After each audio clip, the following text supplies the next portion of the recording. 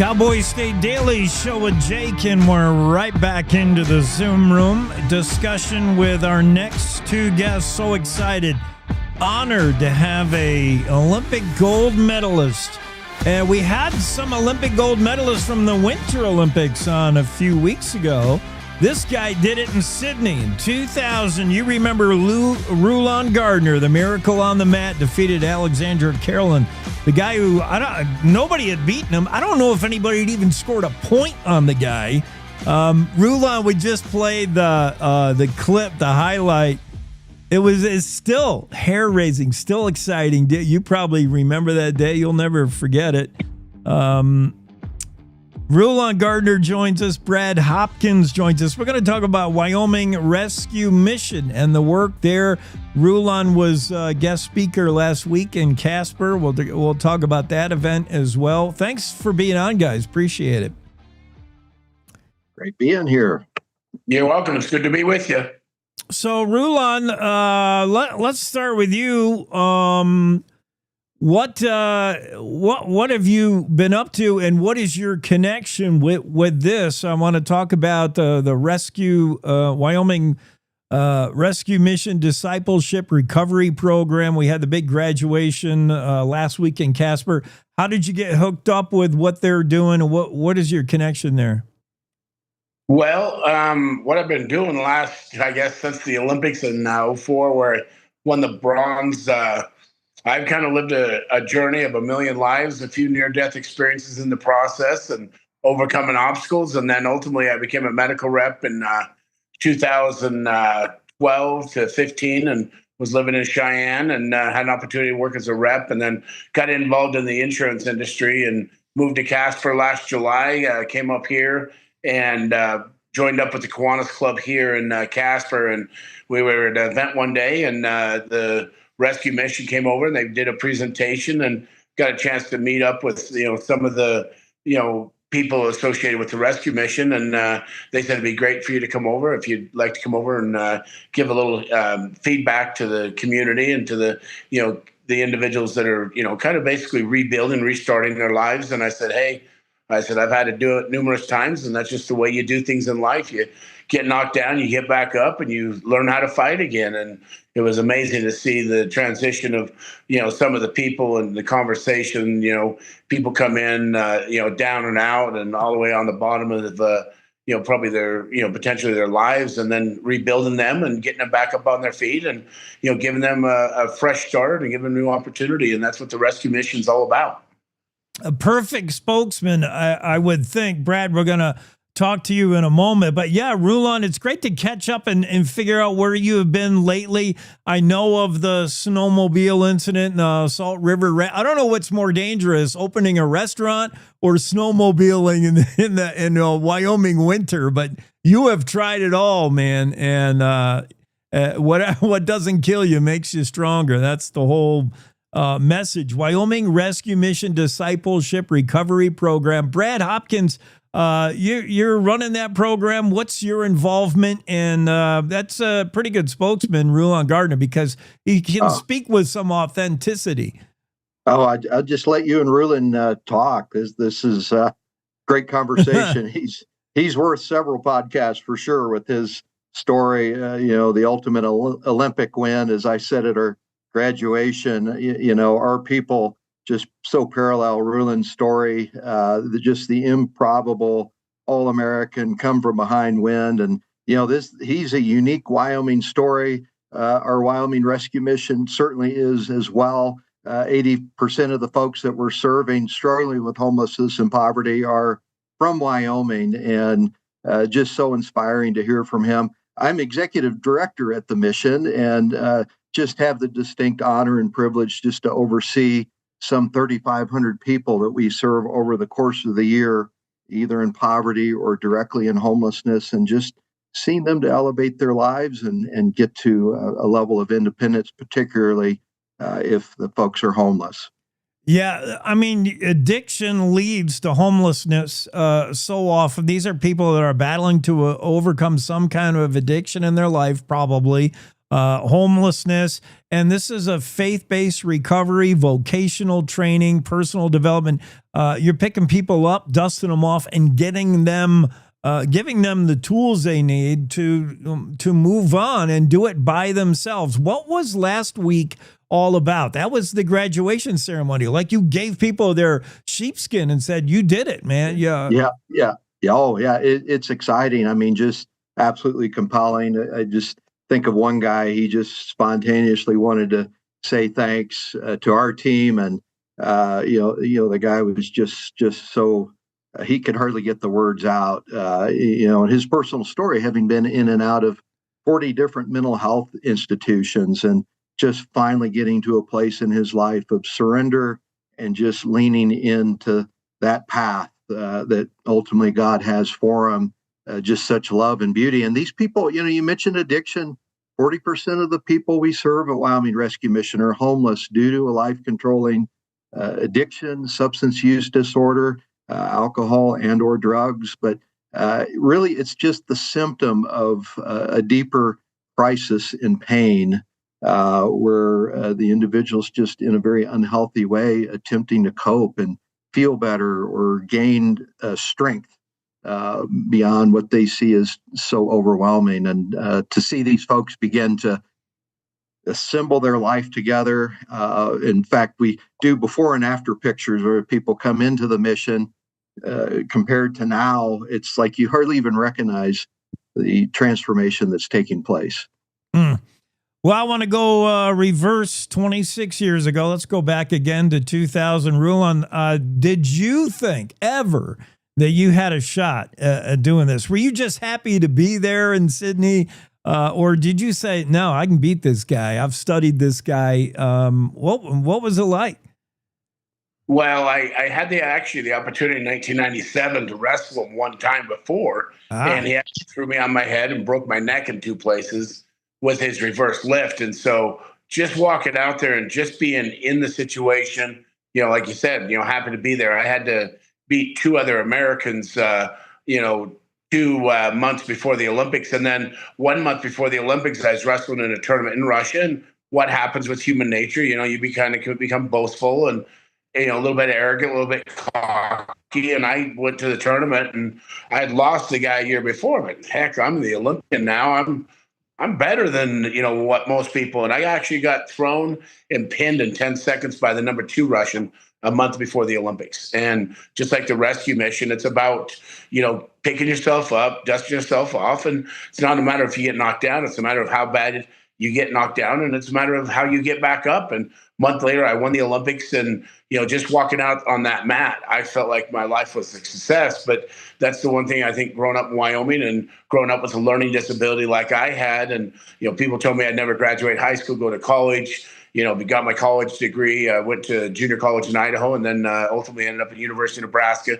The only member of my family didn't go to University of Wyoming. So there was 9 kids. And so my dad graduated from there. So when I went to Nebraska, they kind of looked at it as an insult. But at the end of the day, my dad's like, Rulon, you went to a place where they made you grow up. And I think, kind of the rescue mission, they make you accountable. They make you, I think truly appreciate the journey you go through. And so when I finally made it out there on the Olympic stage, the semifinal match, I was losing 2-0, came back and won the match 3-2. And, Correllin kind of overlooked me because he's like, heck, I beat this guy 3 years previous, and now, he could barely beat a fellow Russian who became an Israeli. And he's thinking this is going to be easy. And they announced his retirement party before it started. And that's the one thing about a Wyoming person is you don't tell us, you don't define us, you don't tell us what we can and can't do. You let them go out there and prove who they are. And I think that's the one thing about the Wyoming State. That year we had 3 Olympic medalists from Wyoming. I was lucky enough to win the gold. John Godina won the silver, and we had a water polo player from Green River who won the bronze. And from a state of 450,000 people to win 3 Olympic medals at the Olympic venue, I think it shows a lot about Wyoming. And then this year, the success the Winter Olympics had, it just shows that Wyoming, we may have a little bit of a chip on our shoulder because we realize that we may not be the best state overall for athletics. We show up and we kick it in the ass. Rulon Gardner, the Olympic gold medalist from 2000, the huge upset, defeated the Russian legend. I didn't realize you weren't probably in the best mental state going into that match, having lost, been upset not that long ago. How much of a sport that I would think is 99% physical? It's all about your muscles, your physical, your weight. But so much of it is mental and confidence, like in life, like having to just, hey, man, I'm not going to let whatever that past failure define me. I'm going to pick up and start a new chapter. So much wrestling like life is what's going on in here. Oh, 100%. And, walking out there, we had great coaches. We had good, sports psychologists that really, set up in our heads. And for me, I used what they gave me and then I added to it. And one of the things I really did is I looked at, my life up to that point. And then the night before, before I wrestled, it was a 2-day tournament at the Olympics. And, every match I'd go out there and I'd imagine myself losing and, the pain and the suffering and all that stuff. And what do? It gets you angry, it gets you more focused, it gets you more ready. You've already felt the anger of loss. And, just like a lot of the homeless people here in Casper with the addiction problem, it just takes a whole team effort. And you show up on that match and you realize that, you do have a chance to born or rebirth yourself in the opportunity. And so every match is a battle. And walking out there against Carell, seeing him 6'6", undefeated, going for his 4th Olympics. Before they started, one of my teammates came up, said, "Aren't you mad? Aren't you upset that they already told everybody that, he's going to win the 4th gold medal?" They invited him to their party. And it's almost like a lot of these people, they end up in the mission.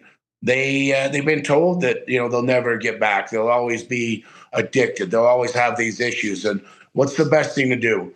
And right after I won the match, I raised my hand and I threw something. And what it was all the crap that people told me I couldn't do. And I threw it right back in their face and said, "Look at what I just did. Back off instead of, counting me out, maybe join up on my team." And, came back after my frostbite accident. I won the Worlds a year after. And then after my frostbite accident, my training partner won the Worlds. And I started training again. I had 9 toes, no feeling in my feet. And first practice, I tripped and fell 20 times. And everybody's like, "Dude, you're not a world champ anymore. Byers is a world champ. You'll never beat him. You're not competitive with him anymore." And 8 months later, guess what? I beat him to make the world team in 2003 and then came back and beat him to make the Olympic team in 2004. So it's not a matter of you get knocked down. It's a matter of what you do when you're knocked down. And I think that's the Cowboy spirit, the Wyoming spirit. And, best thing to do is count us out because you don't know what the hell we're going to put to you because you doubt, a Wyomingite. Absolutely. Rulon Gardner.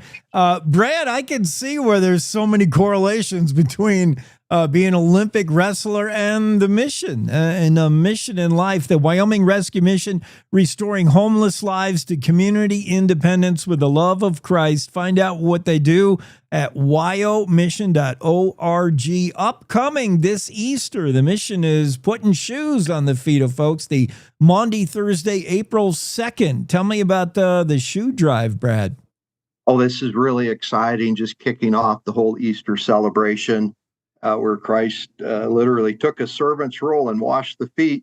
2,000 years later, culture and times are a little different. We don't really do foot washing as a practical need, but wow, we need shoes. And a number of our folks are just wearing some serious rags. And, to get on that path and that journey to community independence and wholeness and purpose. And the reason for why we're here on earth are individual guests. They do need a new pair of shoes. And so we're putting the word out right now for 200 pairs and making good progress, and would love to invite the community to join with us in that as we kick off Easter. wyomission.org. Rulon, I'm going to watch that video again and watch for you throwing out all the naysayer, all the bad. I love how you use that. You visualized another loss to the Russian legend. You visualized all the times you were down, and you just use that as motivation, as fuel to not let it get you. You use that to win in life and on the mat. Fantastic sharing that. What a life lesson from Rulon Gardner, Olympic gold medalist wrestler.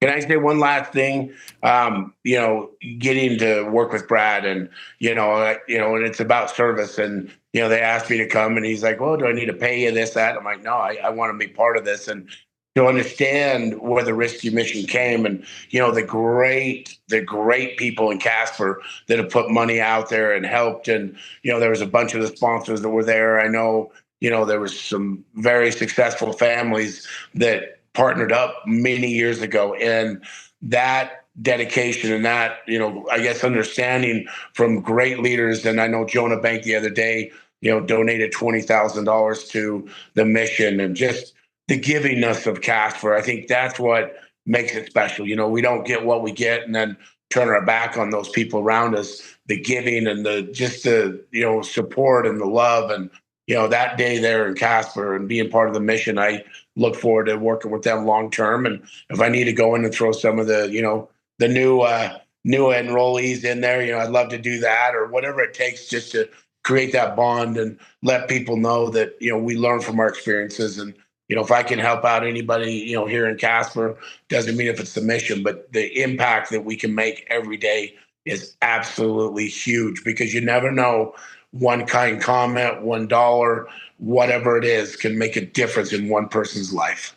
Yeah, and for the life turnaround, whoever that is, whoever's face we want to put on it, and maybe it's you, Joshua, his story of hope I read on Facebook. It may not be a gold medal for you, a real gold medal, but in a way, maybe it is a gold medal. Rulon Gardner, Brad Hopkins, join us. I'd expect nothing less, Rulon, from a Wyoming guy and a Star Valley kid, to give back. I love it. And I love following your story.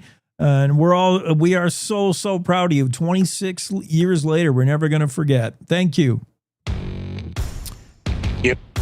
Thank you guys both for being on. Find out more about what the mission is doing, wyomission.org. Check it out on the internet.